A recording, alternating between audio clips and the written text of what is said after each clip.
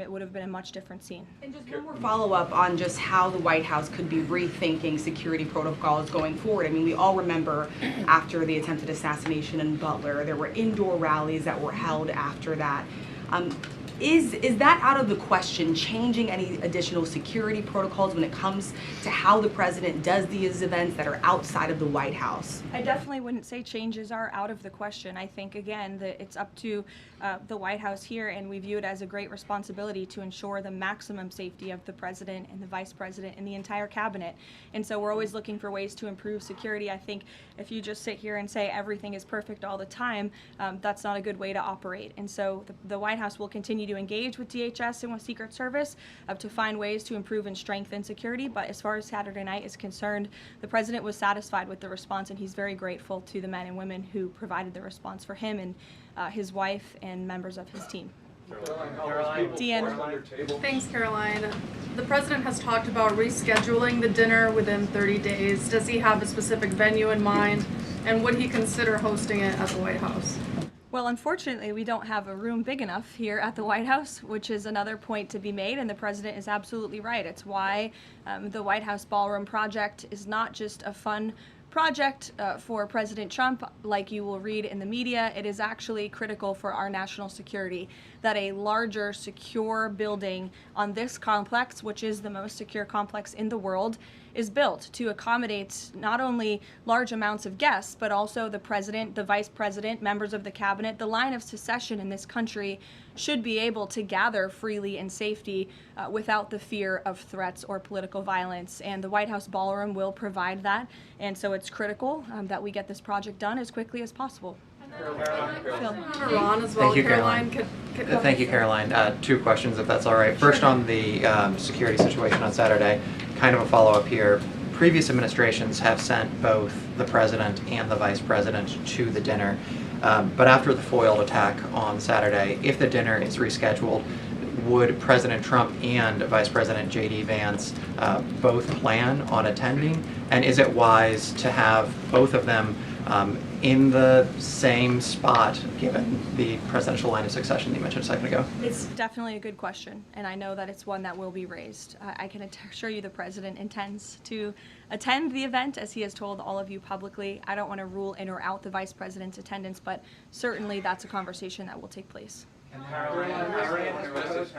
Iran has proposed a mutual reopening of the strait, leaving the nuclear discussion for later in the process.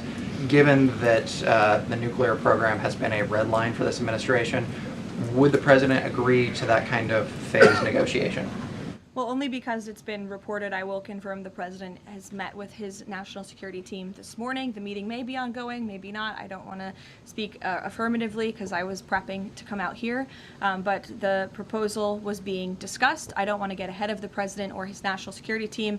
What I will reiterate is that the president's red lines with respect to Iran have been made very, very clear, not just to the American public, but also to them as well. So they're considering that approach? I wouldn't say they're considering it. I would just say that there was a discussion this morning that I don't want to get ahead of, and you'll hear directly from the president, I'm sure, on this topic very soon. I'm going to ask you about the Fed chairman, but first, 3 assassination attempts in 3 years.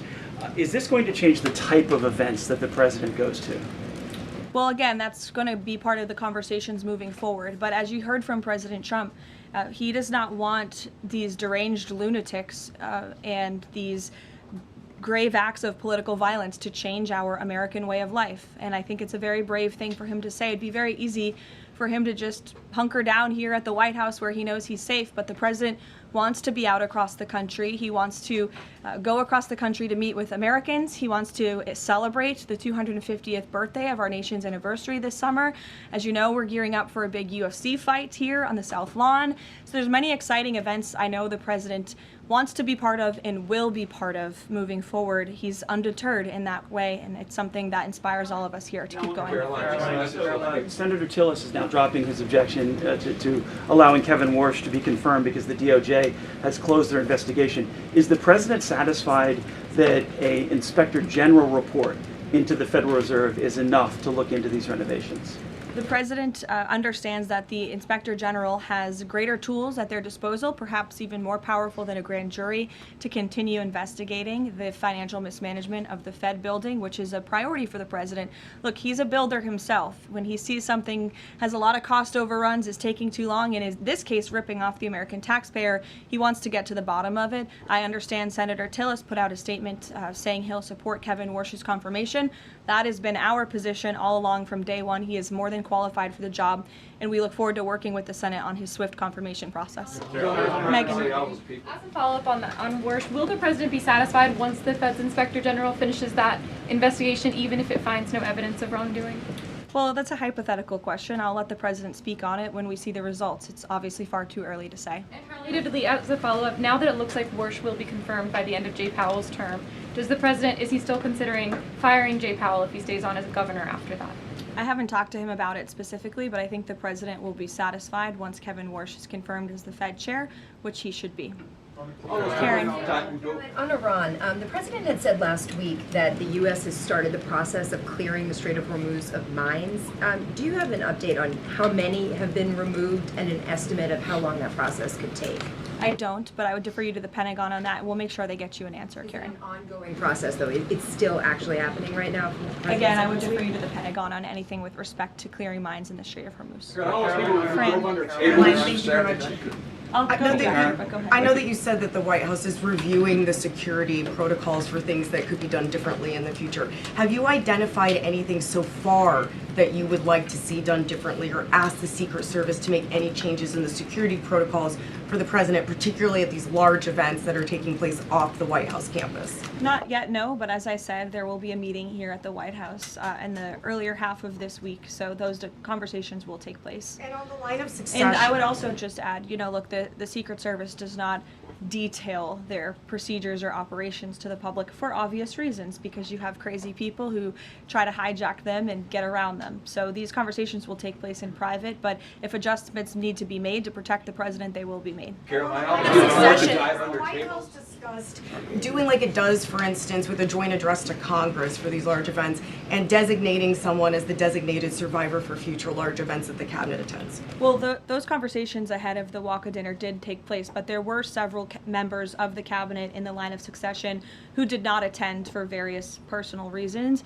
So designating one survivor was not necessary, as we had several members who were not there already. Caroline, all those people forced to dive under tables and fearing for their lives on Saturday night, including many of the people in this room, myself included. What is the president's message to those people who experienced that terrible trauma and maybe are still fearful today? I think he would say, as he sort of did on Saturday night, coming in here in his tuxedo, we can't allow these crazy people to let us be afraid. We have to keep moving forward, showing up, doing our job, celebrating our country, and doing what we know is right. But certainly we'd like to see the rhetoric against this president and his supporters toned down, because it is inspiring these crazy people across the country to target not just the president, but those who work for him and those who support him. And it must end. Is he following the arraignment of the suspect today? Yes, he is, and I know you all want to follow that too. It's happening in a few minutes, so I'll let you all go. The Department of Justice is also going to be speaking momentarily following the arraignment, and I pray that this is the last time I speak to you for some time until after my maternity leave. So thank you, guys.